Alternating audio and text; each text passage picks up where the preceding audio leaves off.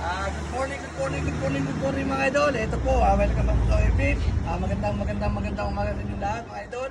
Inanyahan po namin kayo mga idol. Napuntahan niyo po ang aming bakery. Dito po ninyo matatagpuan ang aming bakery sa Kasimiyang. Impact po kami na ito. Yan po, napakadali po hanapin ng aming bakery. Inanyahan po namin kayo mga idol. Napuntahan niyo ang aming bakery. Pasok na po kayo dito mga idol. At narito po ang aming napakasarap ng mga tinapay mga idol. Ito po ang aming mga variety. Ayan po, marami po kayo pagpipilian.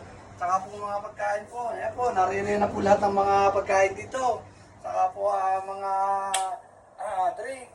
Ito po, may mga peanut butter po kami rito na pinagpamalaki po ni Kuya Pip. Ito po, homemade po namin mga idol. Ito po talaga, napakasarap po talaga. Para pong nasa Pilipinas lang po tayo. Pwede nyo po ang pandesal. Saka po ang kare-kare. Narito na po lahat. Mga idol, at saka po itong aming chili garlic. Yan po, talaga pong napakasarap po nito. Talagang homemade. Kami rin po gumagawa nito. Homemade po mga idol. Puntahan niyo po ang aming chili garlic. Napakasarap po nito sa mga pangulam.